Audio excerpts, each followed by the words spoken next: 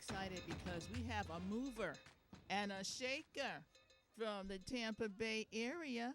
She is the president of the NAACP, and we're so excited to have her, especially on Black History Month. Hello, Yvette. Good morning, everyone. Thank you so much for coming. Oh, it's a pleasure. It's my pleasure. Okay. Well, you know what? We always start at the beginning. Where were you born? Born and raised here in Tampa, Florida. Really? You're in a an area called native. Jackson Heights. Yes. Okay. Did not know that. Mhm. All right. So where did you end up going to school? I ended up graduating at Chamberlain High School.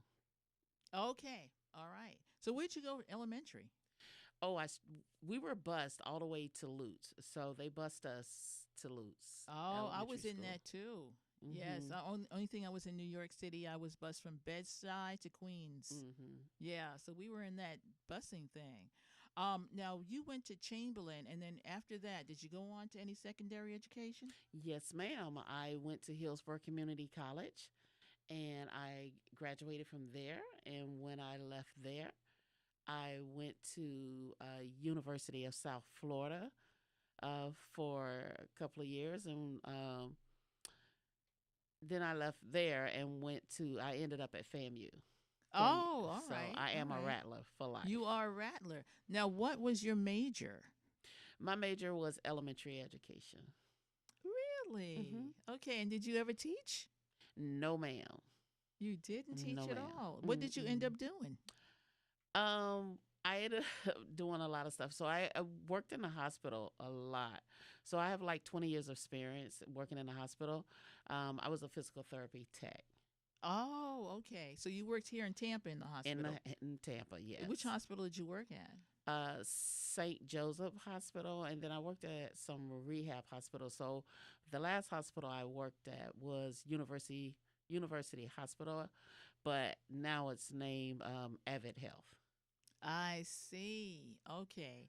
Now, after you finished your career doing that, what did you end up doing? I ended up working in the community, doing stuff in the community, getting to know my community better, advocating, and finding finding things that needed to be heard or needed to be done, and asking the question why and looking for solutions. That's what I yeah. So you ended up being a community activist, basically. Yes. So at first, I didn't call myself a community activist. I just Okay. call myself as a voice for the voiceless. Okay. All Hmm. right. And then what? So how did you do that? What did you end up doing? Just got involved. I just jumped in and just got involved, and just found, realized that there were issues in my community. So I just started researching and just started talking to people, and trying to figure out where do we go from here, or the better yet, how did we end up here? And then, what's the solution? So I started doing that, and that's where it just led me from one place to the other. So I was at one point a member of the Democratic Black Caucus. So I saw a lot of stuff going on with them. And then as I was over there, then I became the political action chair for the NAACP Hillsborough County branch. And Okay. so, and that really just took it and sparked a lot of it. So first you started working with the Democratic Party. Hmm. You don't remember who was the chair of the party back then, do you?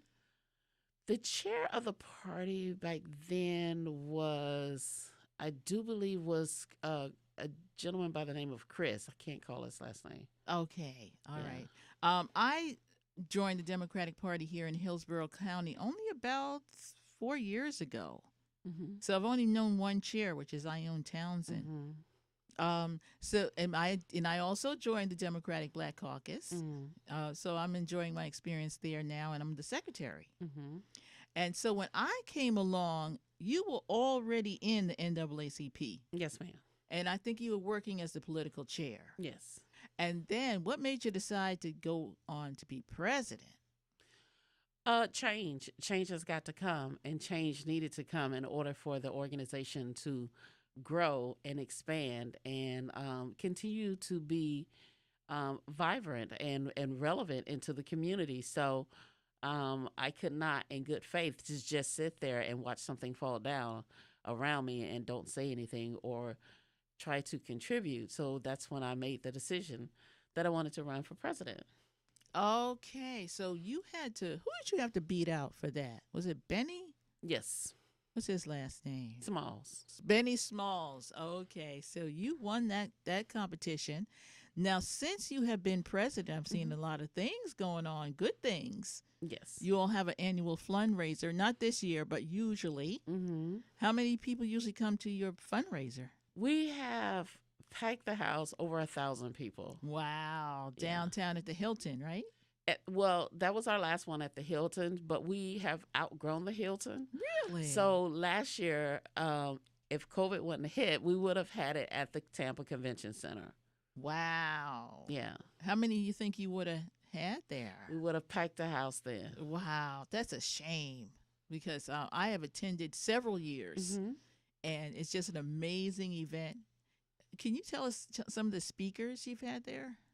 Oh, we've had Congressman James Clyburn.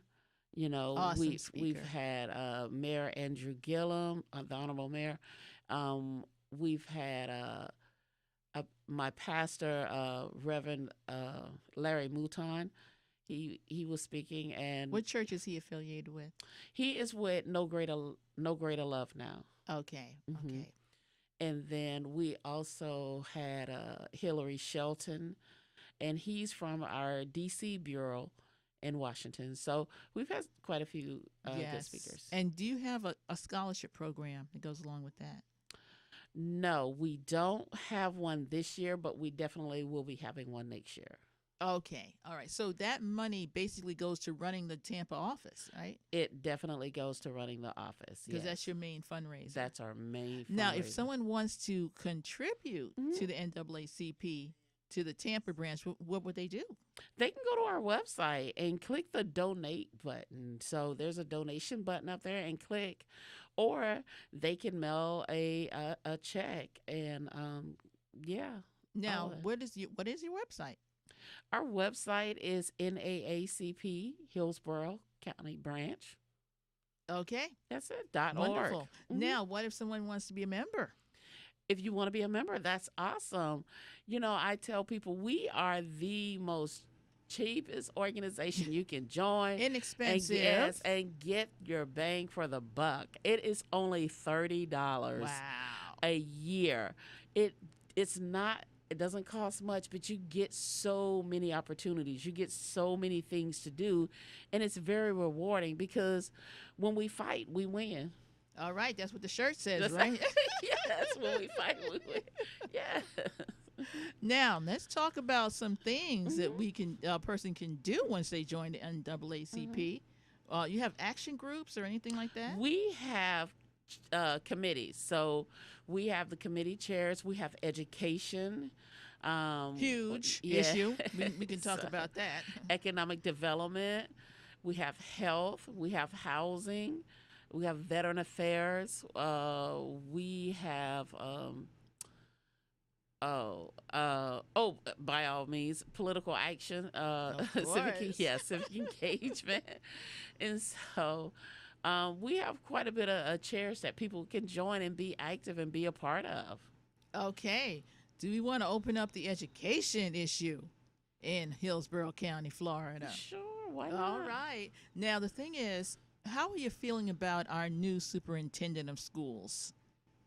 I feel he has a tough road. He has a lot to do, and he's trying to find that perfect balance.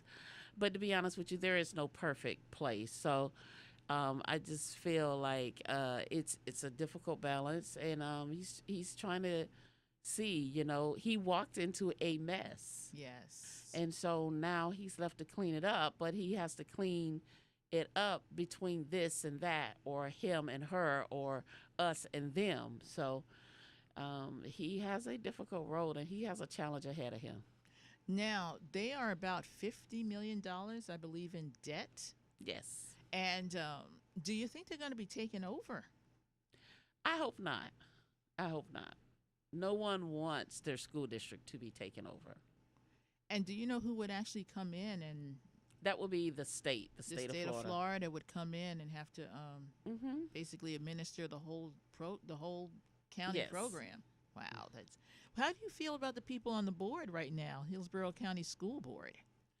I think we have a good, diverse board with a lot of each one of them bring their own different perspectives. So We got Shake Washington on there now. hmm Okay. Well, we got Lynn Gray on Mhm. there. So we got some voices on there. you For know, the, you for got the Jessica children. Vaughn. Jessica Vaughn just took a seat. Yes. Nadia Combs. Yes, brand new. Got to Karen see Perez. Karen Perez is on there. Yeah, and you have Dr. Cohn is still there, and then you have Melissa Snively still there. Okay. All right. So hopefully, we're going to see what happens with the board because I'm sure they're getting used to each other. I'm 'Cause we hoping they got- are. We got some new people on there. Mhm. All right. So what do you think about what's going on in the classrooms in Hillsborough County? You know, we have a lot of work when it comes to educating our kids. It's we need to put more focus on educating the kids, and all this grown up stuff need to be set aside or pushed aside. So, do I think they can do better? Yeah, they can do better when it comes to educating and ensuring that all the kids get an education and have the opportunity to do so. There's a lot of concerns going on that I have that the NAACP is addressing with the school district when it comes to educating the kids. Now, are you getting involved in at all with the COVID issues, like computers, making sure Yes. they're online? Yes. Because I believe you have a youth group over there. Yes, we do have an NAACP youth. So have you been able to help families at all Most definitely. during COVID? Yes, we get the calls that come into our office. So, and we get the calls, we call the school district, and they respond very well. Are you able to give out computers or anything like that? We don't give out the computers, no, but we contact the school district, and the school district makes sure that that student gets it. Okay, so if a parent is having a concern about their child in school, Mm-hmm. they can call the NAACP. Yes, we get tons of calls. We get a lot of calls. And what's the phone number for that? It's 813-234-8486. Now, other big concern is the school to prison pipeline. Yes, Have you ma'am. done anything with that at all? We are working extensively with that. So Okay. we definitely have the current numbers. And we started actually, I think we started pulling the numbers, it was around about December of last year and working on that. So we been having a conversation with the school district and expressing concerns over certain areas that need to be changed. Some policies Now, when need you to be say changed. you're pulling numbers, are you saying that you're looking at the kids that are being arrested in school? What kind of numbers are you looking We're at? pulling, yes. We look at everything. We look at the kids that's being arrested. We look at the people who put the request in. We look at where the school come from. We look at the color, the age, the grade. We look at everything. All right. Well, unfortunately, we have to take a break. Yes, ma'am. But when we come back, I'd also like to get into the history of the NAACP. Anything, yeah, when it was founded, because it has such a huge history, Yes. and it's still going on today. Mm-hmm. All right, now. Thank you.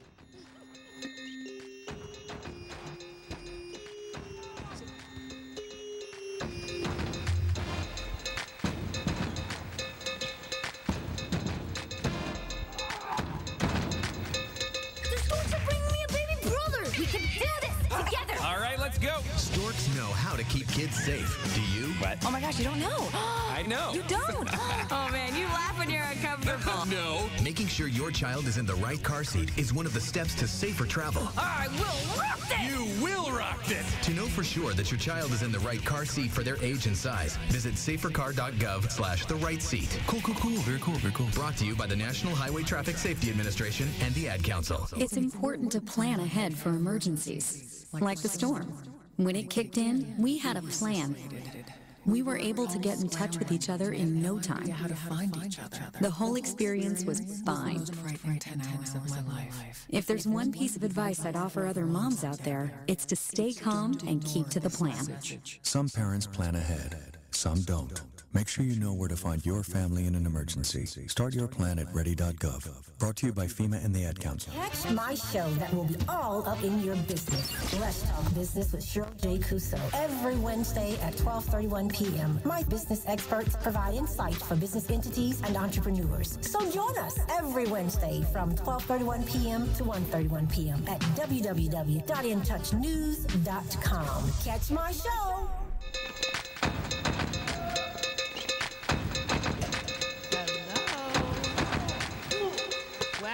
I'm so happy to have in the studio, live and in person, Miss Yvette Lewis, the president of the Hillsborough County NAACP. And we want to talk about the history of the NAACP and all the good things they're doing in Hillsborough County. Now, since this is Black History Month, can you tell us about the founding of the NAACP? The NAACP was founded in 1909, February the 12th.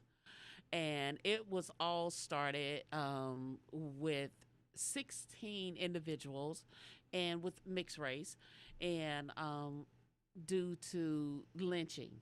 And okay. So what state was that? That was in New York. Okay. So due to lynching, and so they it was founded then, and they wanted to bring awareness and stop the lynching. So that's where it was founded, and that's how it all got started. So that is the National Association for the Advancement of Colored People. Yes, ma'am. Who were some of the names? Do you remember who were the founding members? Oh, you had W.E.B. Du Bois, and what was that? Roy Wilkins. It was quite a bit, and then you had like I said, it was mixed. So you had quite a bit of white folks on there that were with strong advocacy as well. Okay, well that was huge because W.E.B. Du Bois was big in New York. Yes, and he was a mover and a shaker. I didn't realize that he had a hand in founding the NAACP. Almost definitely. Okay. Now, the NAACP also has a legal component to it, right? Yes, so we have a legal defense fund that's out of New York. Okay. So I understand that they kind of split, but they still have the same mission. Yes. Okay. And recently they filed a lawsuit against President Trump. Yes. Rudy Giuliani, the Proud Boys, and the Oath Keepers. Yes. Okay. What do you think about that lawsuit? I think we have an amazing national president, Derek Johnson, and he has been a force to be reckoned with. So he is really good and demanding. He's really good at letting our voice be heard. So he is speaking out and standing up. Now, the thing is, lynching is a huge issue. Yes. Yeah, because that was just terrorizing Black people back. That you're talking about in 1909 is when the organization started. Okay, and then I think the lynching still went on into the 50s. It did, and actually the Tampa branch started because of lynching as well. Really? So the Tampa branch started in 1915. That's when they started the process for, and it was all started due to lynching, a lynching that they had here in Tampa, and to bring awareness once again and to stop it because it was cruel and it was the punishment was not necessary. Absolutely. And of course, before my time, black folks were running out of the South up to the North. Yes. And one of the main reasons for that whole migration was lynching. Mm-hmm. Because every time someone would get lynched, the people would be terrified. Mm-hmm. And then they would just basically up and leave Mm-hmm. and go up north. Yeah. And then when they do it, they would, of course, hold it in the town square. So it was a way of controlling the mind of an African American person. It was a way of controlling their whole lifestyle. It was definitely a way of controlling and keeping in control the superior race.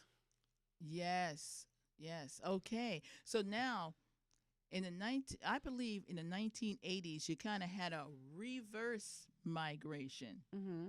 And you have more black people who were educated Mm-hmm. going back to the South, the southern states. Yes. And we're seeing where a lot of mayors, are African American mayors, are being elected now because you have educated black people who are voting. That is correct. Yes. So But we haven't had one in Tampa, so we you know haven't had one. I in think Tampa is yet. due. The time is now. The time is right.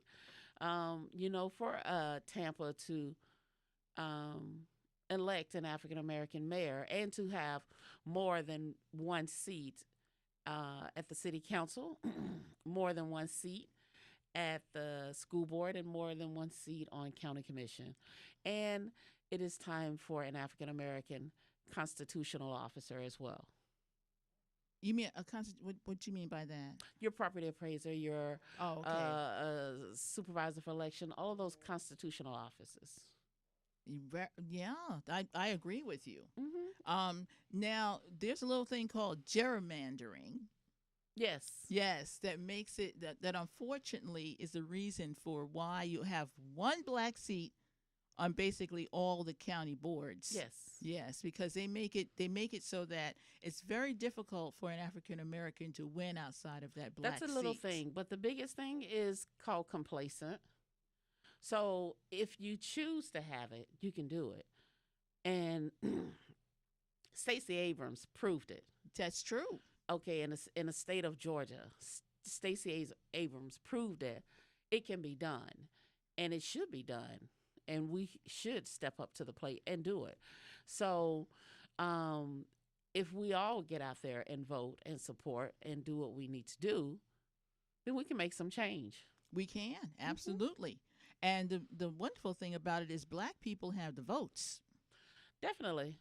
They actually have the votes, and they may not, then they have enough votes usually to help swing an election one way or the other. Most definitely. Because some of these elections are won on such narrow margins. And the problem we have a lot of the times is with the midterms.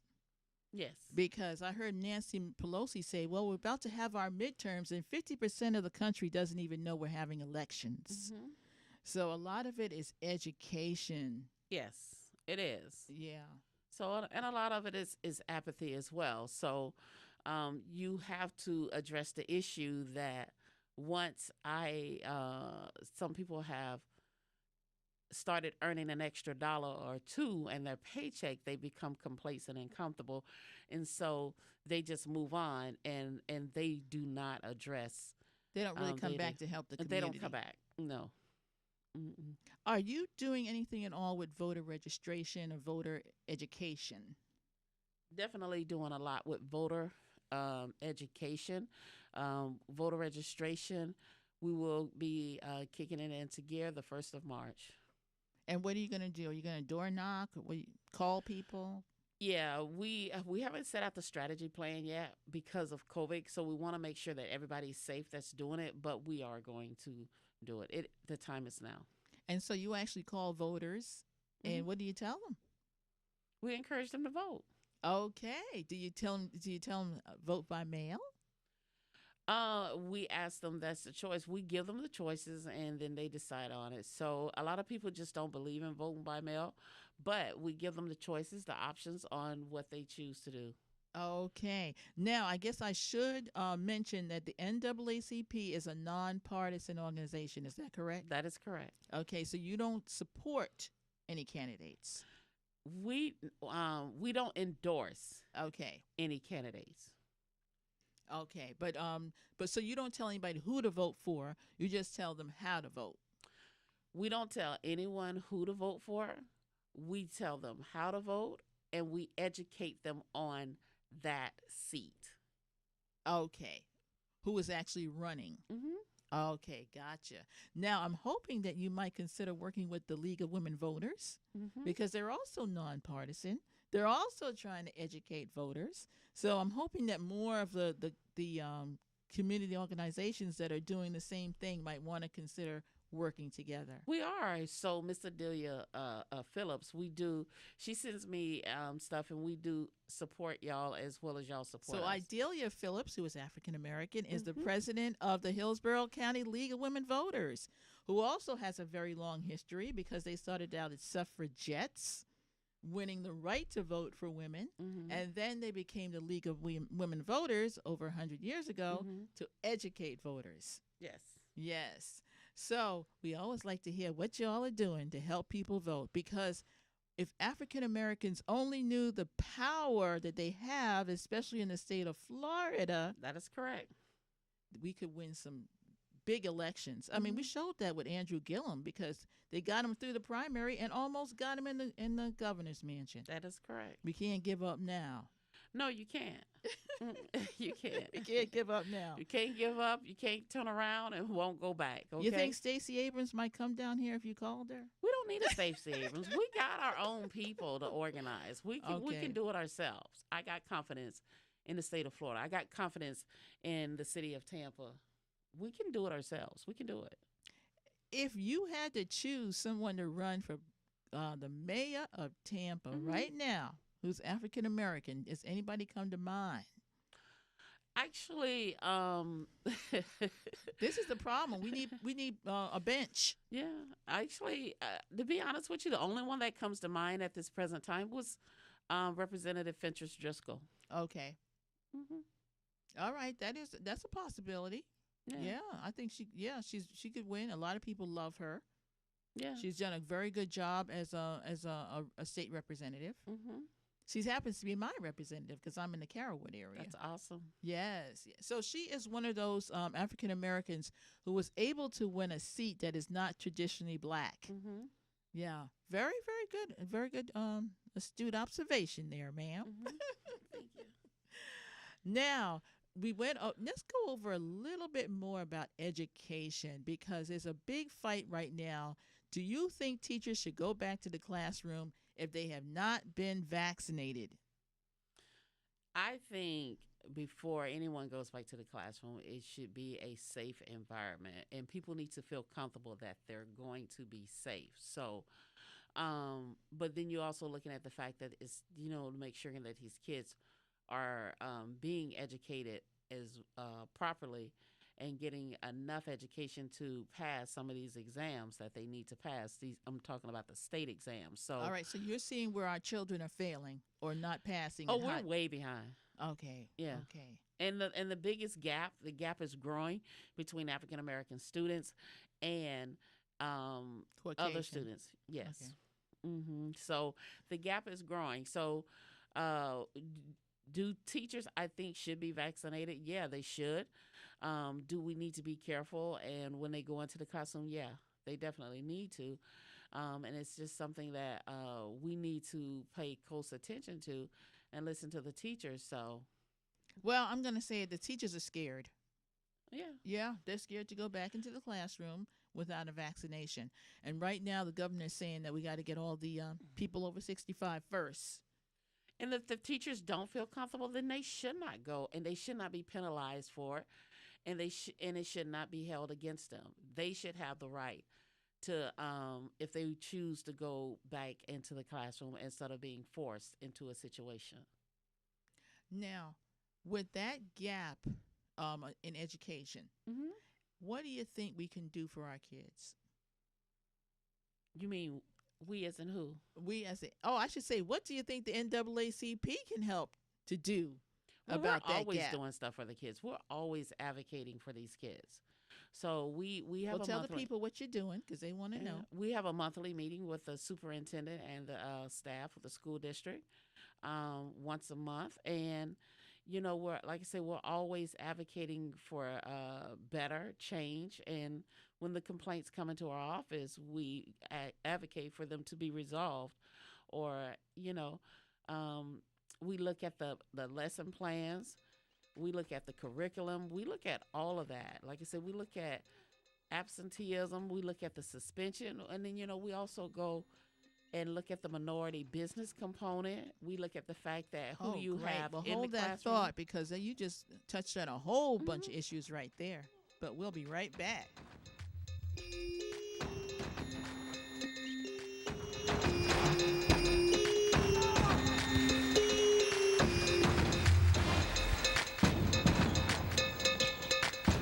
Who doesn't love being number one?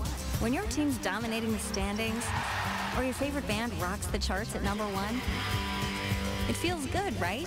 Kind of like how it feels when you have auto insurance with State Farm.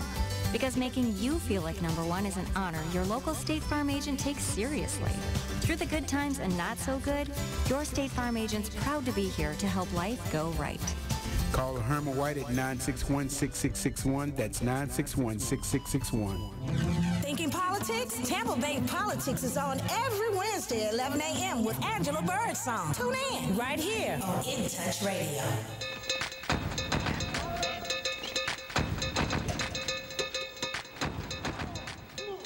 All righty then. Boy, we were getting into a whole bunch of things that the NAACP does.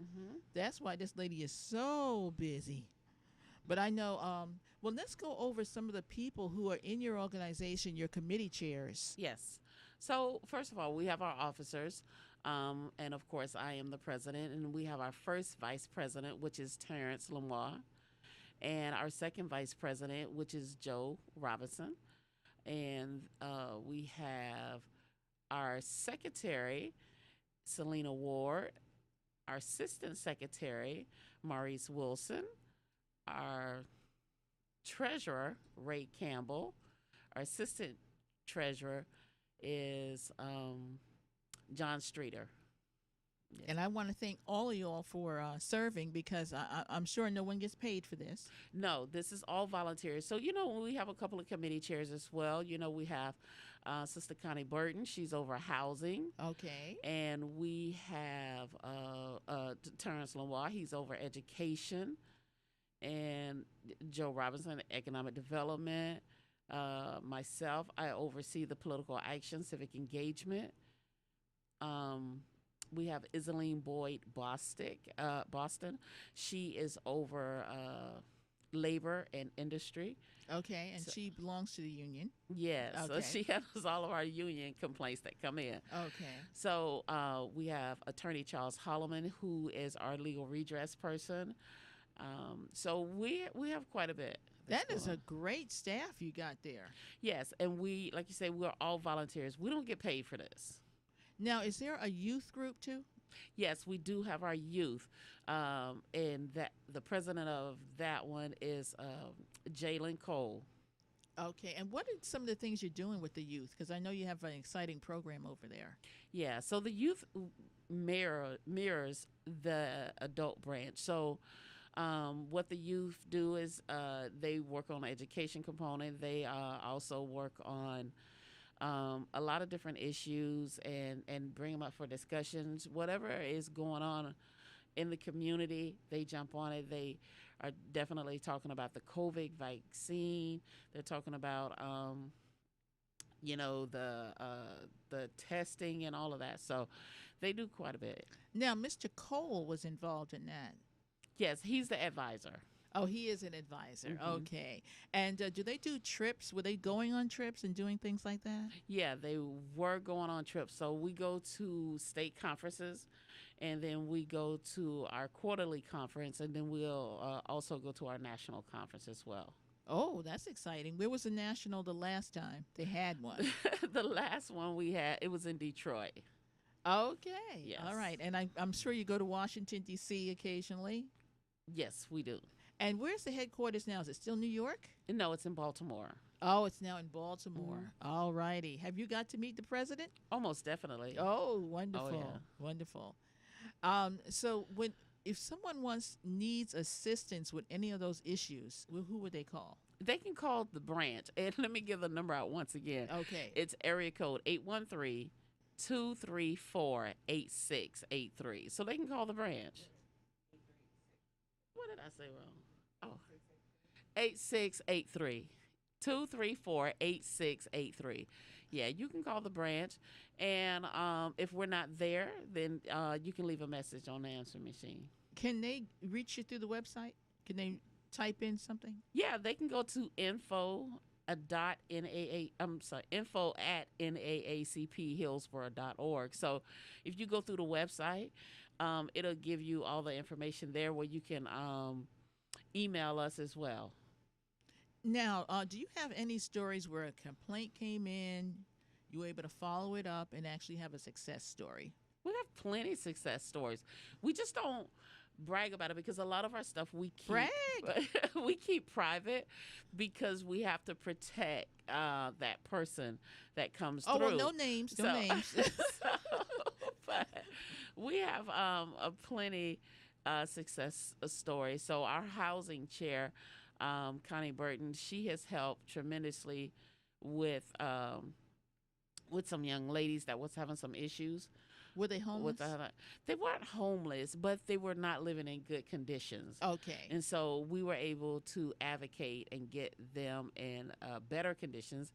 And actually a settlement came out behind that. So when they were paid money? Yeah, that's good news. Yeah, so it is good news. So, and we have a lot of employment issues as well that come through, and we'll send them over to our other agency. I call it my big brother, which is the EEOC office, and the big boys, the government.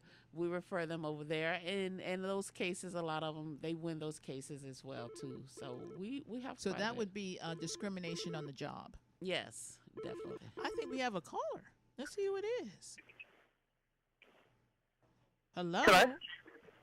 Hi, I want to call in. Yes. Who's calling?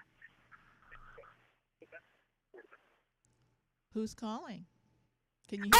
Hi. This is Selena Ward. Selena Ward, we were just talking about you. I heard. First of all, thank you so much for having the NAACP on and our president, Yvette Lewis. I just want to call in and say that the impact that not only personally that this branch has had on my life and my family's life, but just being a part of this and being able to see the work that's being done in the community, Angela, it is so much. It's way bigger than I even imagined. And Ms. Lewis is such a humble person. She doesn't like to take a lot of credit, or even she doesn't shoot her own accolades, which is definitely a great trait to have. So she didn't pay you to do this? No, she didn't pay me. She doesn't even know. She doesn't even know that I was doing it. But I just believe in, I was always taught when you see someone doing great things, especially in our community, we are not, and as sisters, we are not big about giving compliments, but we know we can give some criticism. So I'm going to give a compliment. I just want to say publicly thank you, Yvette Lewis, for the work that you're doing in this community. Thank you for being a leader, not only for our community, but for our children. I have 3 children, and I tell you, they volunteer, and she always makes this a welcoming place to volunteer. So the listeners out there, you have those high schoolers that need those community service hours. The NAACP Hillsborough branch is a great place for them to volunteer, develop leadership that's a skills, wonderful thing to think about. Members. Yes, because a lot of the kids out there need need community service. So thank you for bringing that up. Yes. So just thank you again for letting me have this opportunity to give her some praise. Thank you for calling. All right. See you soon. Yeah. What is Selena's role again? She's our secretary, and she stepped up to the plate, and I'm so proud. So we have almost a semi-new executive committee with new officers. So I'm excited because everyone's starting to gel and and everyone is starting to mix because we're a family, and so Yeah. And Selena is also a former candidate for the Hillsborough County School Board, I believe. Yes, she was. Yes, and So, she did a good job and running. then also, too, at our branch, the NAACP Hillsborough, we do have an empowerment center, and our empowerment center helps, grows, and build on minority businesses. So, that's ran by Robert Irving, and so he does an excellent job over there as well. What is Robert Irving's background? I'm not familiar with him. He's a prior military, and all those out there, he is a Kappa, so he works business, so he knows a lot when it comes to help growing a business from the beginning to the end. He always say from cradle to grave, and helping them get, assisting them getting RFPs and going through the process of looking for contracts and putting that information out there. So he does a great job with that. Okay, wonderful. So if there's anybody out there who's thinking of starting a business or has a struggling business, which is a lot of them out there right now, please think about calling the NAACP for assistance. Yeah, call the NAACP Empowerment Center, and he is there to assist you. That's what we're there for, yeah. Wonderful. Now, is there any other things that you want people to call in about? To the NAACP? Yes. Because you know what? A lot of people just don't know all the things that you do. I'm learning a lot right now myself. Well, the Hillsborough County branch is the largest branch in the state of Florida. We have over 1,500 members. I didn't even know that. We are the largest and the most active. So, our biggest component is legal. So we're always looking for lawyers and more lawyers to come in and volunteer to assist with the complaints that come into the office. Well, I'm sure you're getting eviction complaints. Yes, we do. We are getting those. Okay. And legal. What about if someone is arrested, goes to jail, is arrested, can they call you? They do call us. When they're in jail, they call us as well. So the good thing is that we have an open door conversation with the City of Tampa Police and the Sheriff Department. And so what we do is we put that fire out or take care of it when it comes through. Well, it helps to have somebody on your side when you're in a situation like that. It's a good thing. Now, if someone wants to get their child involved, at what age can they actually start participating?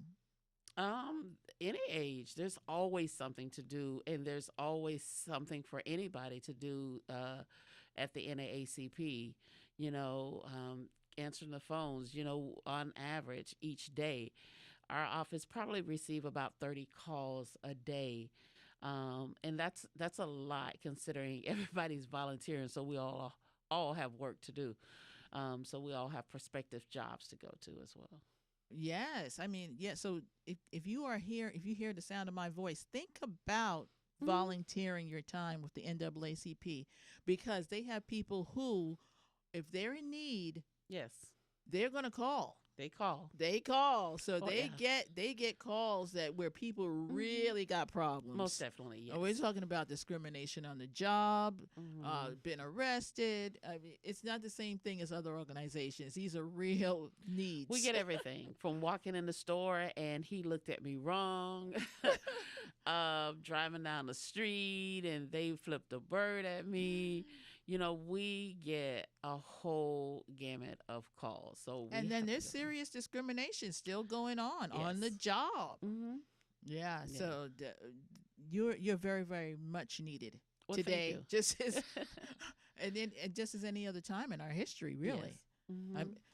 Mm-hmm. Just briefly, they are discussing having a lynching marker downtown Tampa. Did you want to say anything about that? The lynching marker it's a start on telling the history of what went on here in Tampa.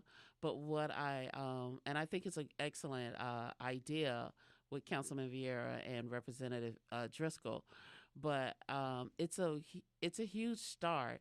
But Tampa has a long way to go.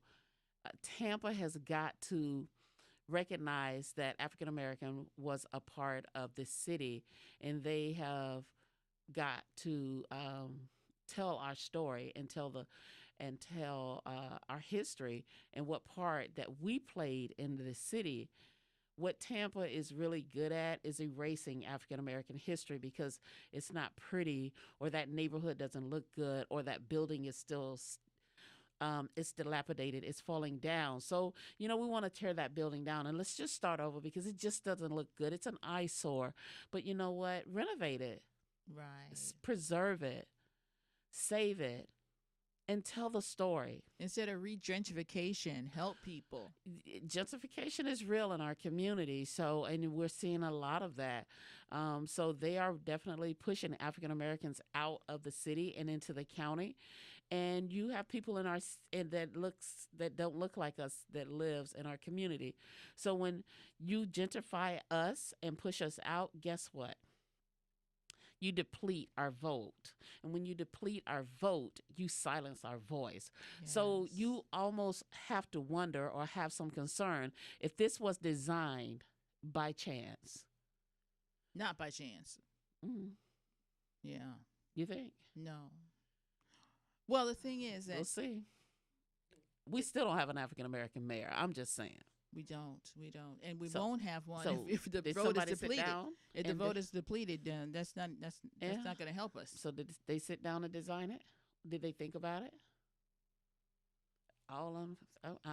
We don't know. The question's out there. But the thing is that the people get tired of commuting, so they want to come into the city and they want to get the houses that are close to where they work. So the next thing you know, they're kicking people out. Well, they have completely taken down Central Park. And before they completed Central Park, they wiped out West Tampa. And now they're getting ready to pretty much erase Robles Park. So those are all predominantly African Americans that our vote has been taken away. Mm-hmm. So the question goes, did they do it by chance, or did they do it because we really want to make it look better?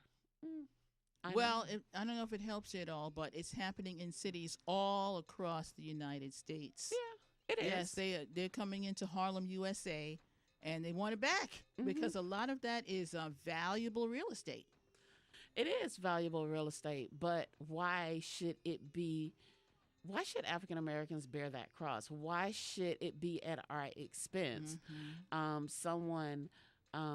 It's valuable real estate, but our lives value too. So what about us? What about us? What about affordable housing? Mm-hmm. Why can't they rip it down and put up affordable housing? Is always the big question. Yeah. Well, you know what? That's the thing. They do put up affordable housing according to them. But see, what may be affordable to you may not be affordable to me. Correct. So let's say workforce housing or accommodating housing or,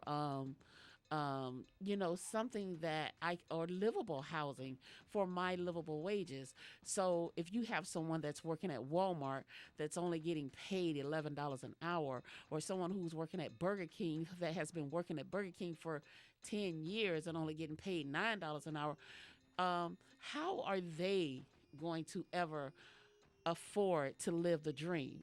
And you know what? This conversation could go on and on and on. But tell them your number one more time before we go.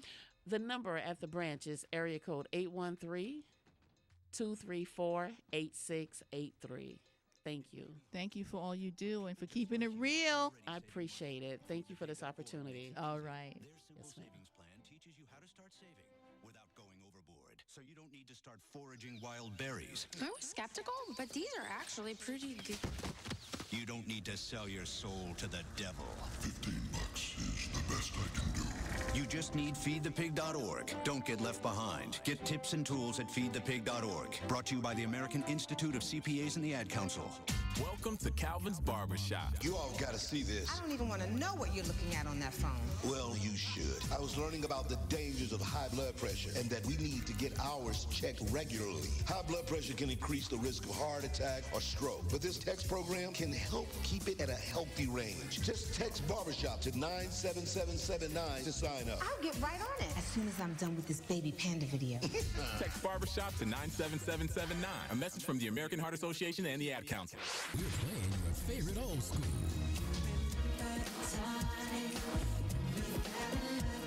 Today's R&B.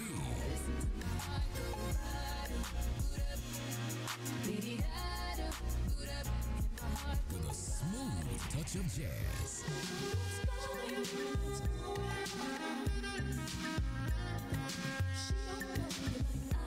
You're listening to In Touch Radio.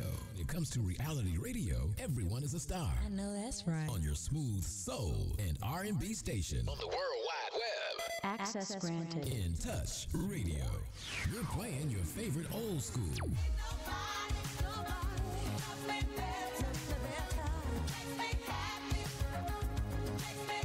Today's R&B.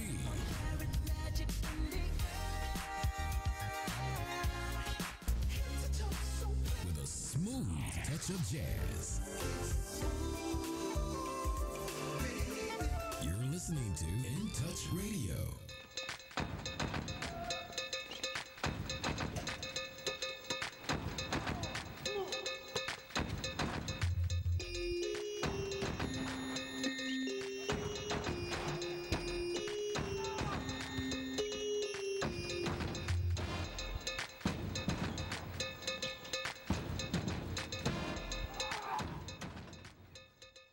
Okay, well, unfortunately, because Miss Yvette Lewis is so busy, she had to leave us for the last 15 minutes of the show.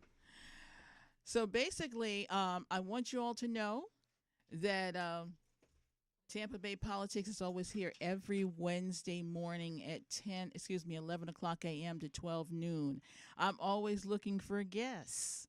And I also want to let you know that during my regular life as a life and health agent, I help people, assist people to successfully age on to Medicare, and I also assist people with Medicaid.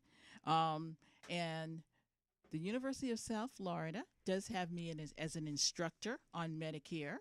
So there is a I guess you would call it part of the college, part of the University of South Florida. It's called the OSHA Lifelong Learning Institute. And what they do is they help seniors, well, actually anyone who's available during the day, to take classes on all the things you may never have had time to do. And they have asked me to please make a plea to the African American community to take advantage of some of the resources they offer at the University of South Florida through the OLLI program. That's OLLI. So if you look it up, just type in either OSHER, OSHER, or Lifelong Learning Institute, or just type in OLLI, OLLI. It'll pop up. And those classes are so informative, and they're very reasonable. My class is going to be, I think, $30 or $40. I'm going to teach it on the 24th of February at 10 o'clock in the morning. I call it the ABCs and D of Medicare. And I will teach people how Medicare works. I teach them about Part A, Part B, Part D, what's the difference between an Advantage plan and a Medicare supplement. You can ask questions. And some people say, well, what do I need to learn about Medicare for? Well, number one, Medicare has become a very political issue. There's a lot of people who are out there fighting for Medicare for all, and also Medicaid expansion, and they don't even know how the programs work. So I say, look, take a couple hours of your time, sit down with me Wednesday morning, 10 a.m. I'm going to teach you all about Medicare. Did you even know those FICA taxes that are your payroll taxes? Do you know what they go for? They pay for Medicare and Medicaid. Yeah, so a lot of people don't understand that Medicare, Medicaid, and Social Security are entitlements. Now, they're ready for that Social Security check at age 65, but somehow there's a lot of people who don't understand that there's no better program than Medicare. There is no private insurer that can give you a better offer than Medicare. So we want all of our people to know how Medicare works, especially if you're helping a loved one. You might have an aunt, you might have an uncle or grandparent, a parent. How can you assist them if you don't even understand how the program works? Also, I will help you with Medicaid. Did you know that half the babies in the United States of America are born on Medicaid? You don't have to, if you ever get the two programs confused, Medicare is for the elderly and the disabled, but Medicaid is for anyone who has low income. And it doesn't cost you any money to get pregnant, does it? No, it doesn't. So that's why we have a lot of women who end up on Medicaid. We have a lot of children who end up on Medicaid because they don't have an income and they need health insurance. So if you are needing assistance with Medicaid, please think about calling me. 813-476-4837. If you have someone on Medicare and you're seeing all these commercials on TV, I'm a Humana and Care Plus agent. I can teach you about Advantage plans, how they work. Some people call them replacement plans. They're all different and all the same, all the same time. So unfortunately, the United States of America has decided that the only way they're going to teach you about Medicare is with a book called Medicare and You. Okay, if you read the book, maybe you might know about Medicare, but if you don't read the book, then you're like most of the people in the United States of America and you're lost. And Medicare does service about 50 million Americans and about 10,000 more aging on every day.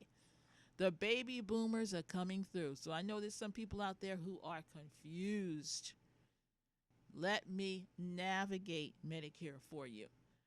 I don't talk about plans in my class. All I do is teach people how this government program, which has a lot of parts and moving parts to it, how it works. So once again, you can call me. If you're my guest, you get in for free. 813-476-4837. Just have to tell them you're coming. Or you can go on to look it up at the University of South Florida, the OLLI website, which stands for OSHA Lifelong Learning Institute. And guess what? When you see that catalog, there's probably going to be some things you might think about learning. Teaches you how to work your iPhone, have art classes, history classes, all kind of. It's a gamut. It's run by a guy named Joseph McAuliffe, and he has over 100 OLLI instructors. Yeah, so there's so many things you can learn. It's funny because he has a political connection because his brother just happens to be the former governor of the state of Virginia, Terry McAuliffe. Yeah, so he understands politics too. But I am hoping that you all will consider at least coming to my class on Medicare. Please invite friends. And if for some reason you cannot make the class, guess what? I am Zoom friendly. I will help you. But it's so funny how Medicare and Medicaid are political subjects. We would love to have Medicaid expansion here in the state of Florida, but we have to vote out the governor. And we got to get some more seats in the House of Representatives and also the Florida Senate. That's the only way I think we're really going. We can try to get it on the ballot, but you know how that worked out with Amendment 4. We put it on the ballot, and still they're fighting us. We put the transportation money on the ballot, and still they're fighting us. Yeah, we just really, really have to get to the polls.